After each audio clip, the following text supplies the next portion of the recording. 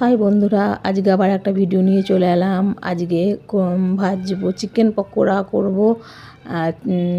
শীতের সময় গরম গরম চিকেন পকোড়া আর 1 কাপ করে কফি খেতে খুব ভালোই লাগে। তা আজকে আমি চিকেন পকোড়া করব। এতে কী কী লাগছে দেখো।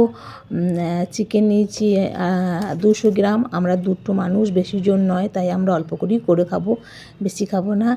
আর আদা বাটা, রসুন বাটা, কাঁচা লঙ্কা, পেঁয়াজ কুচো, নুন, হলুদ, তার সঙ্গে একটু সর্ষে তেল দেবো, খুব ভালো লাগবে, মুচমুচে পারা লাগবে। তারপরে দেবো বেসন আর দেবো চালের গুঁড়ো। চালের গুঁড়োটা দিলে খুব মুচমুচে পারা হয়, খেতে খুব ভালো লাগে।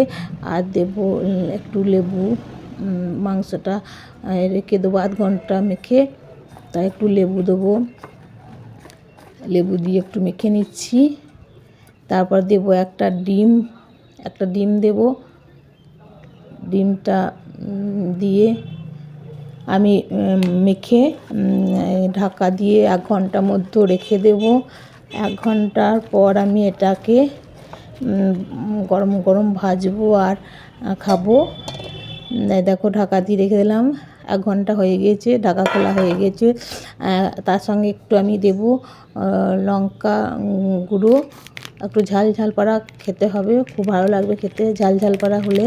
তা একটু লঙ্কা গুঁড়ো দিয়ে দিলাম। তারপর আমার সব কমপ্লিট মাখা। এবার আমি গরম গরম ভাজবো। দেখো, আমি কিন্তু গাদা তেল দিয়ে ভাজি না, আমি অল্প তেলের মধ্যেই সব কিছু করি, তাই এটাও আমি অল্প তেলের মধ্যেই ভাজবো। দেখো, লাল লাল করে এটাকে ভাজতে হবে। লাল লাল করে ভেজে এটা আমরা গরম গরম কফির সঙ্গে খাবো, খুব ভালো লাগবে। আর তোমাদের যদি আমার চিকেন পকোড়া রেসিপিটা ভালো লাগে তো একটা করে সাবস্ক্রাইব করে দেবে আর একটা করে শেয়ার করে দেবে। তোমরা না শেয়ার করে দিলে আমি ভিডিও বানাবো উৎসাহ কী করে পাবো, তাই একটা করে অবশ্যই সাবস্ক্রাইব করে দিও আর একটা করে লাইক দিয়ে দিও। দেখো, আমার চিকেন পকোড়া ভাজা কমপ্লিট হয়ে গিয়েছে।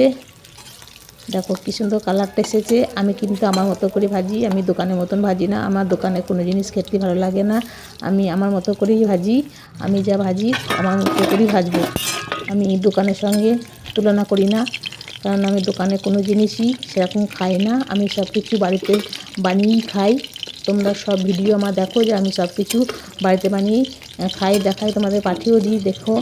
তাই আমার কমপ্লিট হয়ে গেল চিকেন পকোড়া ভাজা।